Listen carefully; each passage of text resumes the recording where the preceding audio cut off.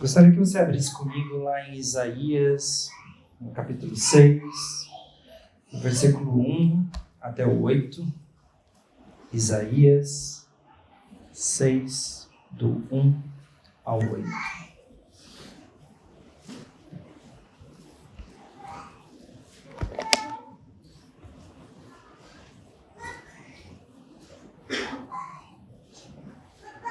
Isaías, capítulo 6, do versículo 1 ao versículo 8. Amém? Diz assim: No ano da morte do rei Uzias, eu vi o Senhor assentado sobre um alto e sublime trono, e as abas de suas vestes enchiam o templo. Serafins estavam por cima dele, cada um tinha 6 asas. Com 2 cobria o rosto, com 2 cobriam os pés, e com 2 voavam. E clamavam uns para os outros, dizendo: Santo, Santo, Santo é o Senhor dos exércitos. Toda a terra está cheia da sua glória. As bases do limiar se moveram à voz do que clamavam, e a casa se encheu de fumaça. Então disse eu: Ai de mim, estou perdido, porque sou homem de lábios impuros, habito no meio de um povo de impuros lábios, e os meus olhos viram o Rei, o Senhor dos exércitos. Então um dos serafins voou para mim, trazendo na mão uma brasa viva, que tirara do altar com uma tenaz.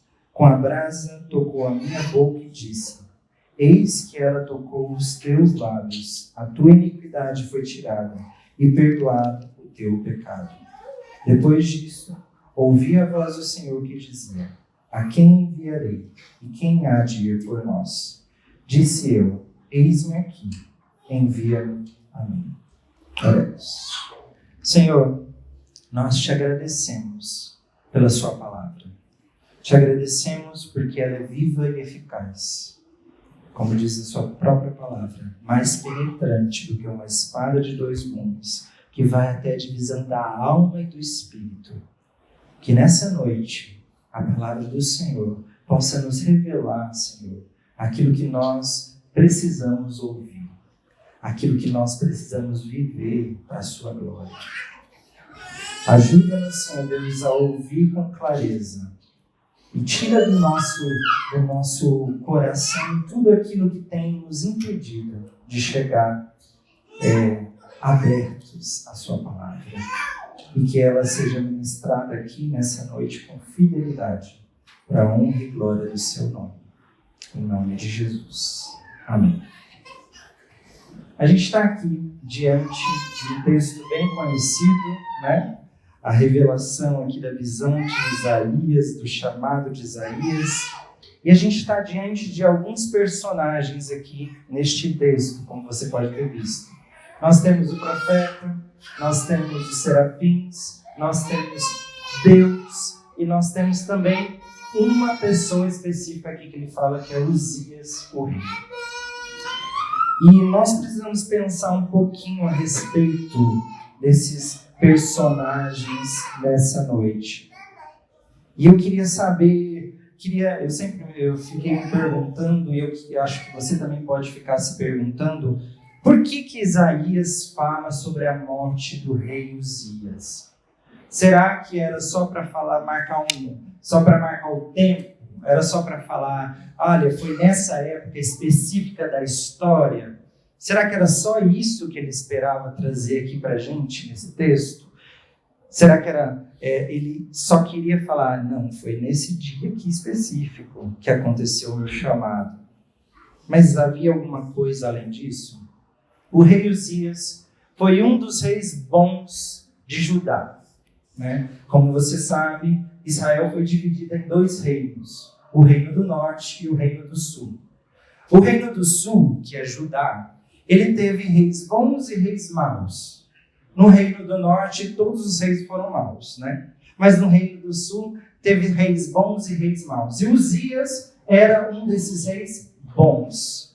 E ele teve um dos reinados mais longevos do reinado de Israel. Ele reinou 52 anos em Israel. muito tempo, né? Ele reinou 52 anos, como diz lá em 2 Crônicas 26, 3. E por ser um rei temente a Deus, ele teve alguns benefícios, né? Esses 52 anos de reinado foram 52 anos de reinado de paz e de prosperidade para o povo de Judá. Então, esse reinado foi um reinado bem sucedido. Mas apesar do rei Uzias ter sido um rei bom, no final da sua história, ele se orgulhou. Preste bastante atenção, porque nada do que eu estou falando aqui é aleatório. Tudo que eu estou falando aqui tem um propósito. Então, ele se orgulhou no seu coração daquilo que ele tinha feito. E ele fez uma coisa que desagradou o Senhor. Assim como o primeiro rei de Israel, o rei Saul.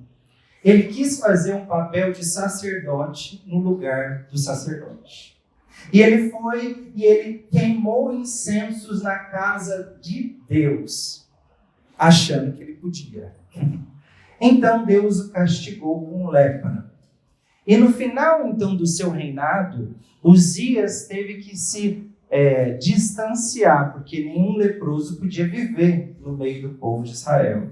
E ele teve que se distanciar do povo no final do seu reinado. Então, um reinado que começou bem, estava indo próspero, maravilhoso, o povo de Judá estava desfrutando, ele terminou não tão bem assim para Uzias. E Isaías, quando começa o capítulo 6, ele está nesse sentimento meio agridoce, não é? Porque ele vê um reinado tão longevo, de 52 anos de paz, de prosperidade, e esse reinado ele está acabando no ano da morte do rei Uzias. Ele está acabando. Mas não é só um sentimento de que o reinado está acabando, de que um reino de prosperidade está acabando. Mas ele também tem um sentimento de temor também de Deus. Por quê? Porque esse rei que tinha 52 anos de reinado, no final do seu reinado, não foi tão bem assim. Desobedeceu a Deus. E essa história pode ter trazido temor para o coração de alguns. Apesar de que nos primeiros capítulos aqui de Isaías, a gente vê que o povo de Judá não estava totalmente obediente ao Senhor. Mas algumas pessoas, assim como Isaías, podem ter tido esse sentimento. O sentimento de, olha, acabou um reinado próspero, mas ele acabou não tão bem assim. Isaías, então, está aqui, nesse sentimento agridoce, para o fim de uma era de prosperidade e paz. Mas Isaías é nesse momento, no fim do reinado do rei Uzias, que ele vê o Senhor. E ele vê um Senhor não fraco, ele vê um Senhor não subserviente ao rei que vai ou ao rei que fica. Esse Senhor, ele não está ali, não desmoronou porque o rei pecou contra ele, na verdade. Esse Senhor, ele está assentado num trono. Ele está assentado num trono. Ele vê um Senhor poderoso, sublime. E os serafins clamam uns para os outros. O quê? Lê lá comigo. Vamos falar todo mundo aqui o que os serafins falaram. Vai lá. Lê lá no versículo 3. O que os serafins falam uns para os outros? Com vontade, igreja. Com vontade. Santo, santo, santo, é o Senhor dos exércitos. Todas as terras são cheias da sua glória. Que palavras maravilhosas. Esses serafins, eles falam uns para os outros um tipo de exaltação régia. E o que é uma exaltação régia? Era uma uma prática comum nos impérios. Os súditos desses imperadores, desses reis, eles falavam coisas que magnificassem, exaltassem quem estava no trono. E mostravam que este que estava no trono, ele era certo. Ela era a pessoa certa para estar no trono. E aqui os serafins, eles estão falando, olha para esse rei que está no trono, esse Senhor que está no trono, e eu posso te garantir, esse Senhor que está no trono é santo, santo, santo. Esse Senhor que está no trono, ele não é o Senhor só de um exército, ele é o Senhor dos exércitos. E esse Senhor que está no trono, ele não é o Senhor só de Judá, ele é o Senhor de toda a terra, porque toda a terra está cheia da sua glória. Quando os anjos falam isso, eles falam, olha, você pode ter certeza, quem está sentado no trono é a pessoa certa. Você está me acompanhando, meus irmãos? É a pessoa certa.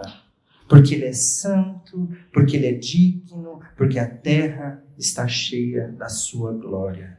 Ele é digno de estar no trono e de governar. Então, Isaías, diante dessa grande visão do rei e confrontado por essas palavras que os serafins falam, ele fala uma coisa preciosa aqui no versículo 5. Então disse eu, ai de mim, estou perdido, porque sou um homem de lábios impuros e habito no meio de um povo de impuros lábios, e os meus olhos viram o Rei, o Senhor dos exércitos. Isaías, ele percebe a sua iniquidade. E assim como o rei Uzias, ele percebe, apesar de que o rei Uzias não viu a sua iniquidade, mas ele percebe que o rei Uzias não viu o Senhor. E mesmo assim ele foi condenado pela sua iniquidade, pelo seu pecado, certo? Ele foi condenado com uma lepra, porque ele estava diante do Senhor, na casa do Senhor, fazendo aquilo que ele não deveria fazer. Isaías está aqui falando, ai de mim, porque se o rei Uzias, que não viu o Senhor, ele pegou lepra por causa que ele estava diante do Senhor, no lugar que ele não devia estar, eu que sou pecador estou aqui diante desse rei, ele vai me fulminar. Ele vai acabar comigo agora. E Isaías estava corretíssimo. Porque diante de um rei santo, santo, santo, o que ele poderia ver nele é somente iniquidade, não é verdade? E ele vê isso. E ele vê, olha, eu estou perdido. O Senhor pode me fulminar agora.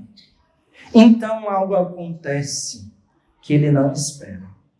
O serafim pega uma brasa viva lá do altar. E ele toca com essa brasa viva nos lábios dele. Alguém aqui já pegou uma brasa viva na mão? Alguém aqui já se queimou alguma vez? Eu já vi que a minha mãe, quando era pequena, ela colocou fogo num negócio e o fogo pulou nela. E ela saiu correndo e o fogo começou a pegar no corpo inteiro dela. E eu vi ela passando assim, como se fosse uma bola de fogo. E ela correu, se jogou lá fora da casa para rolar, porque o fogo estava pegando nela inteira. Quando o fogo pega na gente, a gente se queima. Não é verdade? A gente se queima e dói. E esse fogo ele pode fulminar o nosso lábio. Podia muito bem queimar a boca de Isaías. Mas o que aconteceu? Ao invés de queimar a boca de Isaías, o que aconteceu? O que aconteceu? Você viu aí no texto. O que aconteceu? Purificou ele do pecado. Ao invés do fogo o queimar, ao invés da brasa viva o queimar, queimou a iniquidade dele. Que coisa preciosa. Ao invés de o queimar, queimou a iniquidade que havia nele. E aí, continuando o texto, acontece mais uma coisa aqui. Ele começa a escutar uma coisa, um clamor, que não é do homem. É um clamor do próprio Deus. E é um clamor não para Isaías, porque está escrito aqui: depois disso, ouvi a voz do Senhor que dizia: a quem enviarei e quem há de ir por nós? Por algum acaso, Deus, ele precisa da autorização ou do desejo de alguém para usar alguém? Precisa? Não. Então, esse Deus que está falando aqui, o Deus, o Senhor exaltado no trono, ele está simplesmente mostrando para Isaías, deixando Isaías ouvir algo que está no coração dele. E aí Isaías escuta: a quem enviarei e quem há de ir por nós? Isaías escuta uma conversa, essa conversa da Trindade, Deus conversando consigo mesmo. E aí Isaías responde prontamente: eis-me aqui, envia-me a mim. Eu não sei você, eu sou missionário já há quase 18 anos. E eu escuto muito essa pregação, essa mensagem de eis-me aqui, envia-me a mim, por muitos e muitos e muitos anos. Mas quantos de nós poderíamos dizer que nós fizemos isso como Isaías fez, prontamente? Eu posso ter escutado, você pode ter escutado essa pregação por muitas vezes. Mas será que você e eu teríamos a coragem de responder como Isaías na primeira vez? Tá bom. Fica com essa pergunta aí na sua cabeça. Mas que texto maravilhoso. Que visão extraordinária que Isaías teve, né? Uma visão maravilhosa. Mas eu gostaria que a gente refletisse sobre essa visão hoje, nesse final de ano, nesse último domingo de 2024, dia 29.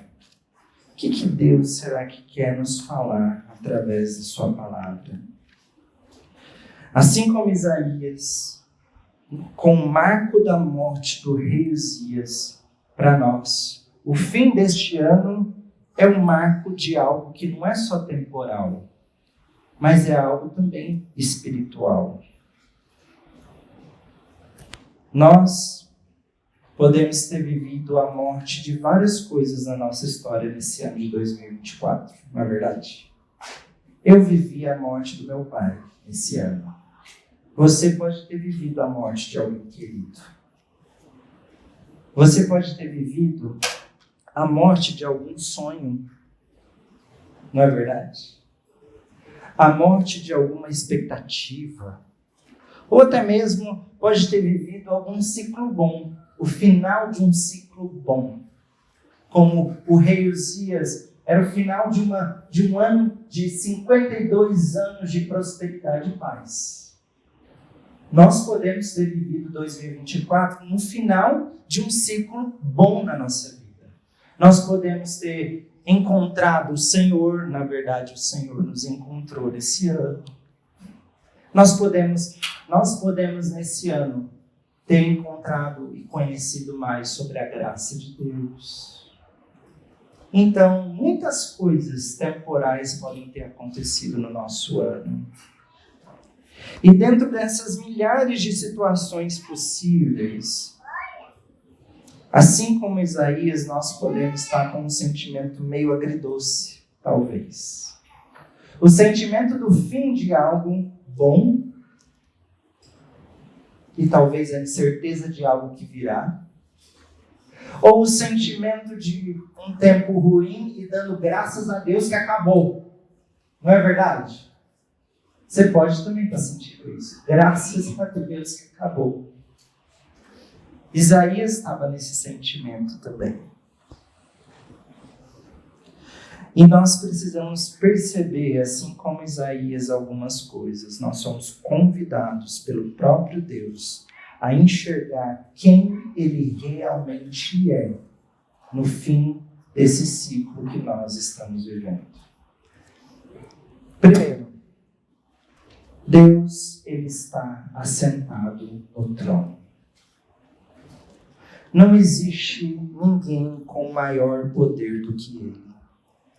Não existe alguém além de Deus que, assim como os serafins falaram, tem as características necessárias para permanecer no trono.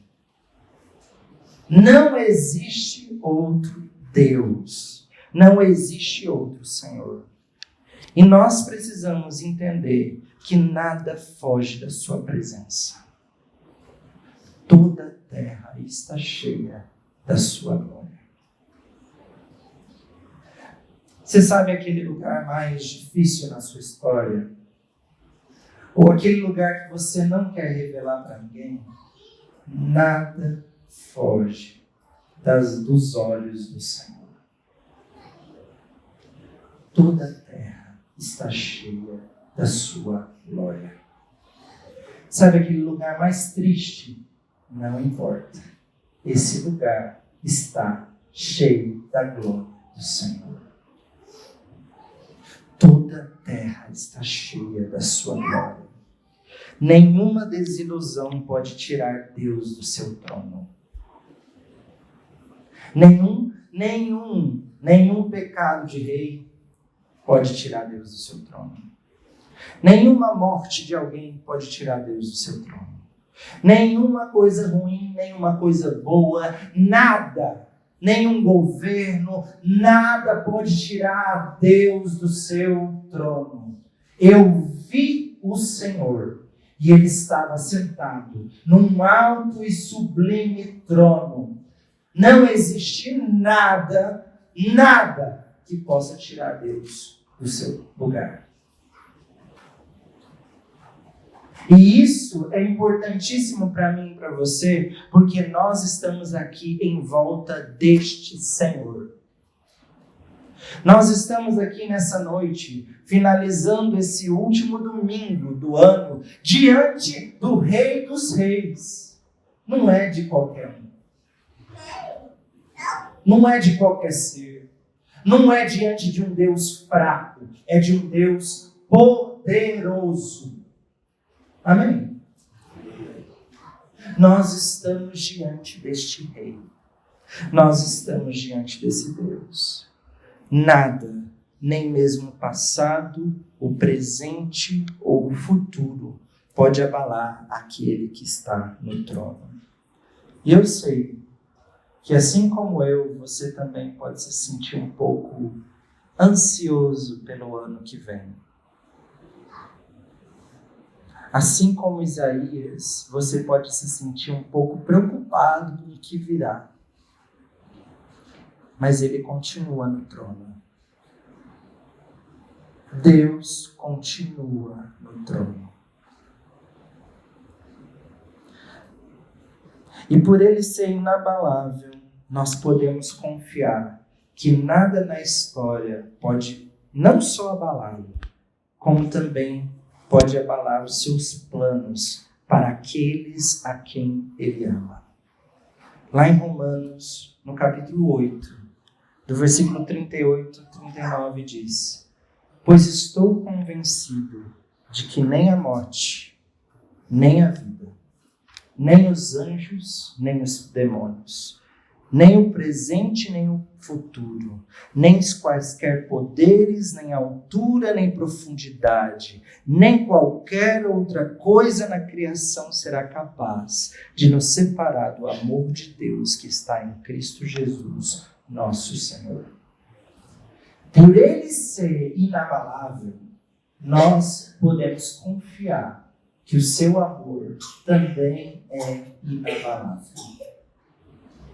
Por ele ser constante, nós podemos confiar que no ano que vem, até o final, o amor dele vai ser constante.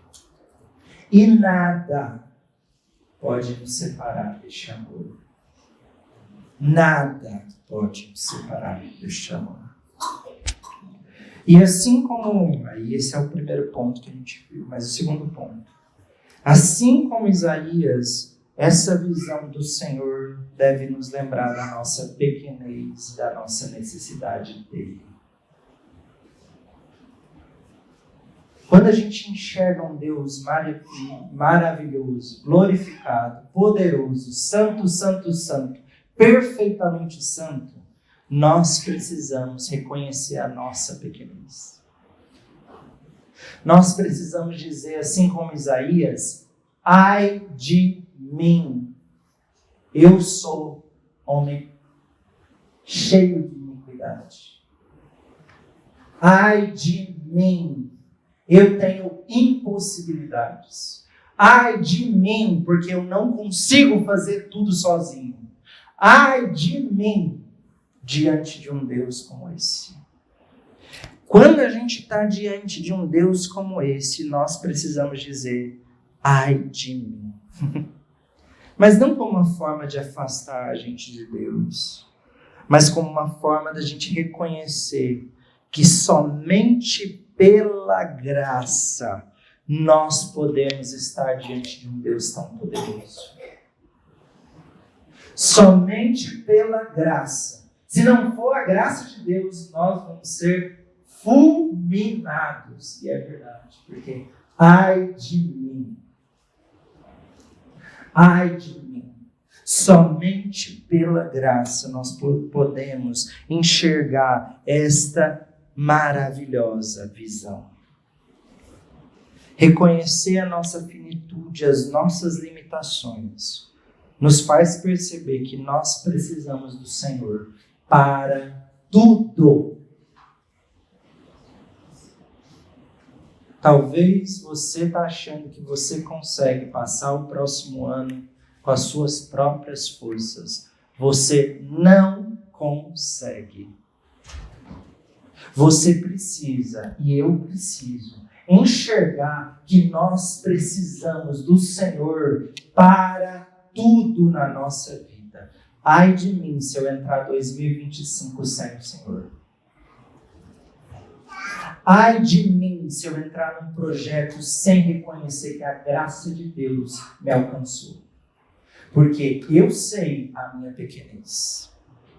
Porque eu sei o quanto eu sou incapaz. Porque eu sei o quanto o pecado me limita. Porque eu sei que eu posso escolher o errado ao invés do certo, se não tiver o Senhor.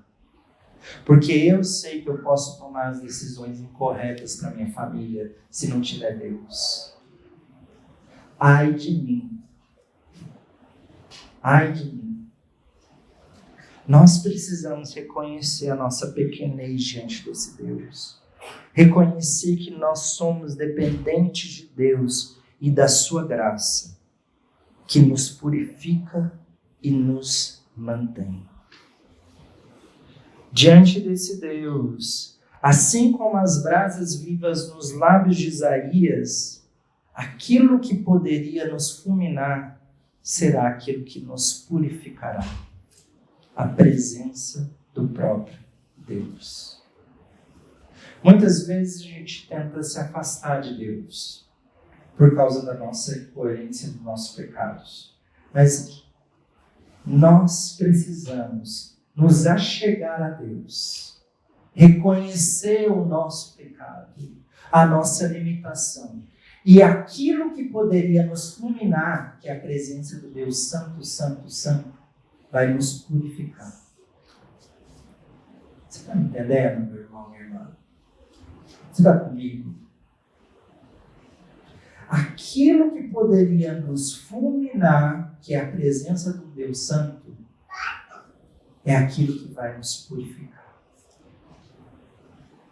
Por isso, estarmos na casa do Senhor, diante do Senhor, aprendendo do Senhor, é aquilo que vai nos purificar. Porque a presença desse Deus nos purifica e nos mantém. Não por nós, mas por causa da graça dele. Em terceiro lugar, Deus nos conclama, nos chama a sermos embaixadores de um Deus como esse, que a gente tem visto a sua majestade. A cada domingo,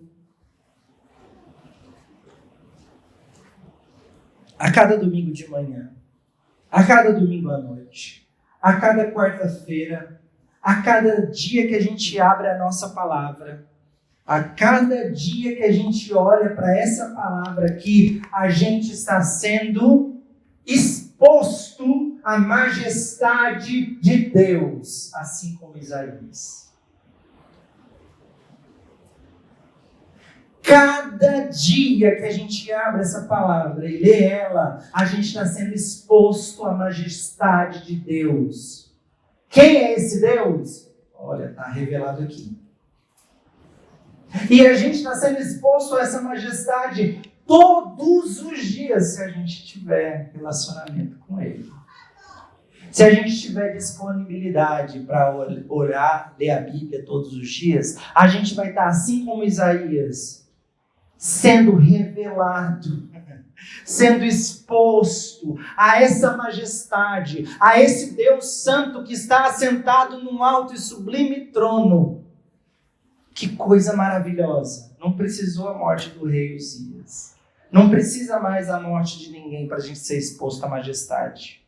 A gente está sendo exposto à majestade de Deus toda vez que a palavra de Deus é pregada aqui nesse domingo.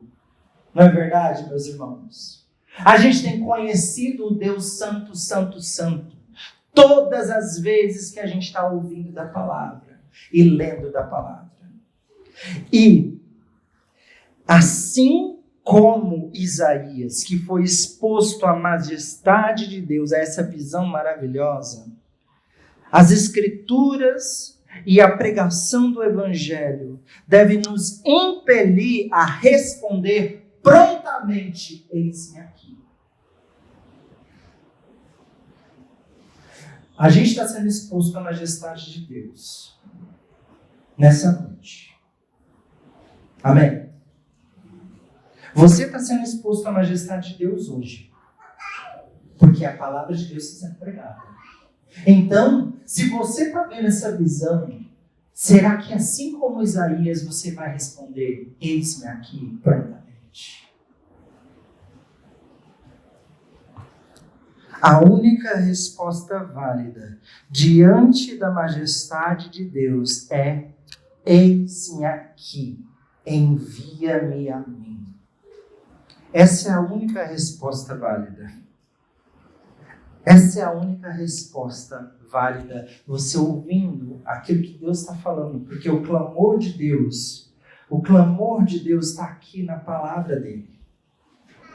O clamor de Deus de: a quem enviarei, quem há de ir por nós, está de Gênesis a Apocalipse, não está, meu irmão, minha irmã?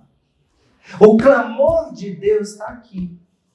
A nossa resposta deve ser: eis-me aqui, envia-me a mim.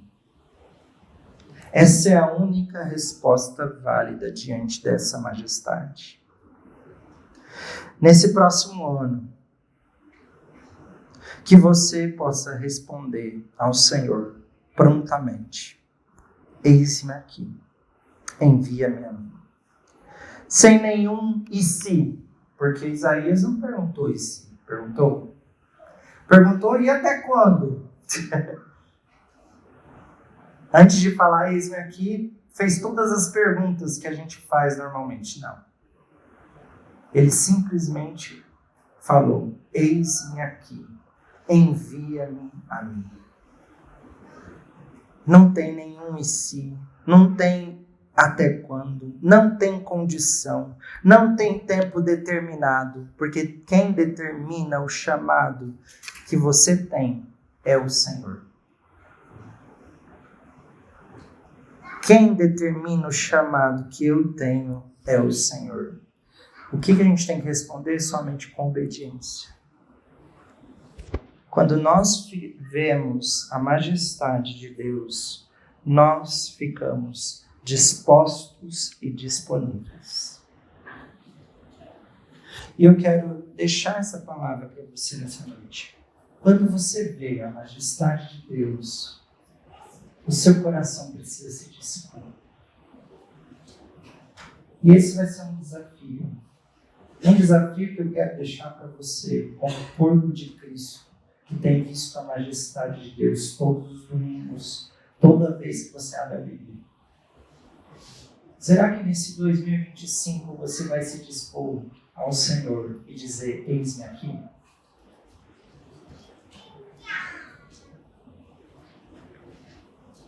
Será que nesse 2025 você vai dizer para o Senhor: eis-me aqui, sem limitações? Não é eis-me aqui, Senhor, deixa eu trabalhar naquele ministério que eu gosto até a pessoa chata que vier e eu sair daquele ministério. Não é eis-me aqui, Senhor, só para aquele dia, Senhor. Só para aquele horário. Não é eis-me aqui, Senhor. Olha, Deus, eu faço um compromisso contigo só de um ano.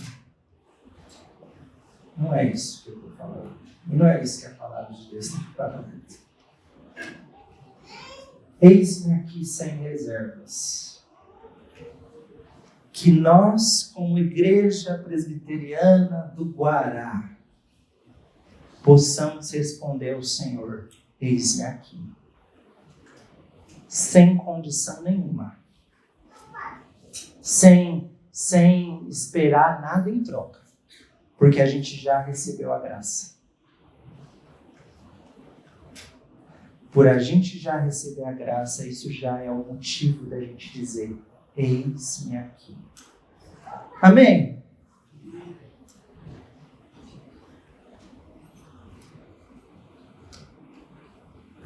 Será que nós estamos dispostos a obedecer ao Senhor de verdade?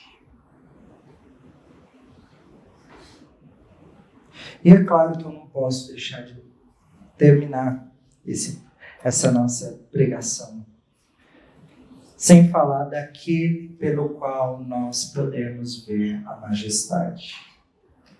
Por meio de Jesus, nós somos habilitados a vermos a majestade do Senhor. Porque somente por meio de Cristo nós podemos enxergar o que somente olhos espirituais veem. Ele é a brasa viva. João, quando olha e vê Jesus chegando, lá em João, no capítulo 1, 29, João Batista, tá falando. No dia seguinte, João viu a Jesus, que vinha para ele e disse: eis o Cordeiro de Deus que tira o pecado do mundo. Assim como a brasa viva, aqui em Isaías, queimou e tirou o pecado de Isaías, Jesus, ele é a nossa brasa viva. Ele tira o pecado do mundo. Por meio deste Jesus, por meio do sacrifício de Cristo, nós estamos habilitados a enxergar a majestade. Nós estamos habilitados a responder: eis-me aqui. Porque sem Jesus nós nem conseguíamos ver a majestade e nem conseguíamos responder: eis-me aqui. Jesus, ele é este. Jesus, ele é este que tira o pecado do mundo. Por meio dele nós estamos aqui nessa noite. E nós podemos ouvir essa palavra e compreender. Porque a partir de Jesus, do seu sacrifício e do seu Espírito que vive em nós, nós podemos agora ver a majestade. Você enxergou a majestade do Senhor nessa noite?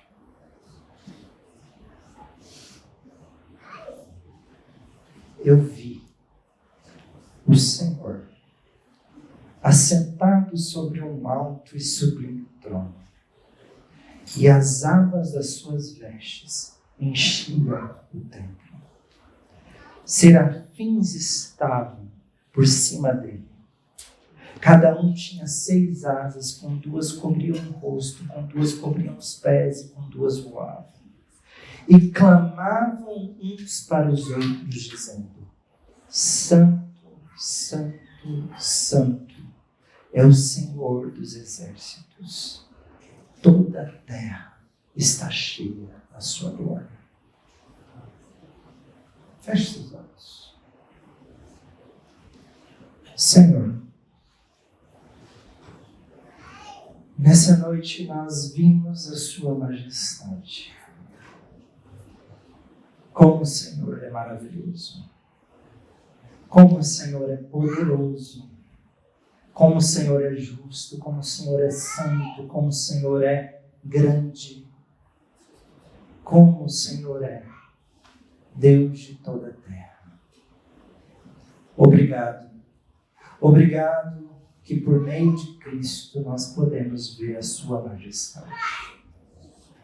Obrigado porque nessa noite e todas as outras noites que nós estamos aqui, os nossos olhos espirituais têm sido abertos para vermos a sua majestade. E nós queremos, Senhor, pedir, ajuda-nos a enxergarmos a sua majestade e a nossa pequenez. Nós dependemos da sua graça. Nós dependemos do Senhor para existir. Nós dependemos do Senhor para viver. Nós dependemos do Senhor para sermos aquilo que o Senhor deseja que nós sejamos. Aquilo que o Senhor planejou de antemão para que nós vivêssemos, nós só podemos viver contigo. Ajuda-nos a reconhecermos a sua graça dia após dia. E, Senhor, nós queremos nessa noite dizer, assim como Isaías, eis-nos aqui. Envia-nos e usa a nossa vida para a sua glória. Porque o Senhor é digno, como os serafins cantaram, e como nós queremos cantar dia após dia, Santo, Santo, Santo é o Senhor dos exércitos. E a sua glória enche toda a terra. Ajuda-nos, Senhor, a viver, Senhor Deus, obedientes à sua palavra. Ajuda-nos, Senhor Deus, a cumprir o chamado que o Senhor nos deu. Ajuda-nos a sermos aquilo que o Senhor tem para essa igreja. Não deixa, Senhor, que o nosso comodismo, não deixa que as nossas muitas agendas nos libertem ou nos livrem de obedecer o Senhor. Ajuda-nos, Senhor Deus, a obedecer o Senhor dia após dia, de hoje até quando o Senhor voltar. Ajuda-nos, Senhor. Nós queremos ser obedientes a Ti. Que o Senhor seja glorificado na nossa vida, na nossa casa, na nossa família, no nosso trabalho, na nossa escola, em tudo que a gente faz. Que o Senhor seja exaltado e que a nossa vida cante Santo, Santo, Santo, o Deus Todo-Poderoso.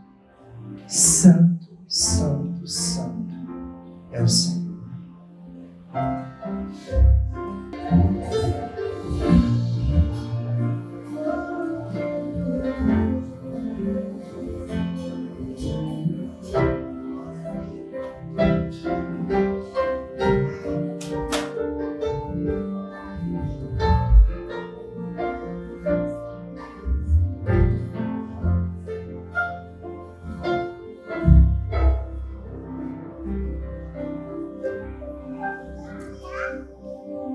Ainda de pé, queridos, o presbítero Davi nos lembrou que o nosso Deus é um Deus santo, santo, santo, que chama e purifica pecadores para o seu serviço. Nós possamos orar e agradecer ao nosso Deus por esse privilégio que é servi-lo. Em seguida eu vou lembrar a bênção. Senhor amado, Deus de graça, Deus de misericórdia, Deus santo, santo, santo. Nós somos teu povo, agradecidos, impressionados, maravilhados por tamanha misericórdia que nos alcançou em Jesus Cristo, nos purificou e nos comissiona a sermos teus embaixadores, ó Pai. Muito obrigado por esse privilégio, é servir ao Senhor, adorar a este Deus santo, santo, santo. Muito obrigado pelo teu Espírito que nos capacita a esse chamado de expandir a tua glória em toda a terra por meio da proclamação do teu Evangelho. O Evangelho que nos ensina que Jesus Cristo purifica pecadores. Pela graça de Deus, nós te louvamos, ó Pai. Nós te agradecemos. Nós te pedimos que o Senhor nos envie, ó Deus, debaixo da tua santa proteção, para que cumpramos o teu propósito. Recebam a bênção, queridos. E a vocês que não eram povo de Deus, mas que agora são, que não tinham alcançado misericórdia, mas que alcançaram misericórdia. Que a graça bendita do nosso Senhor Jesus Cristo, o amor de Deus, nosso Pai, e a comunhão do Espírito Santo estejam sobre todos nós, sobre todo o povo de Deus, hoje e sempre. Amém. A igreja pode se assentar?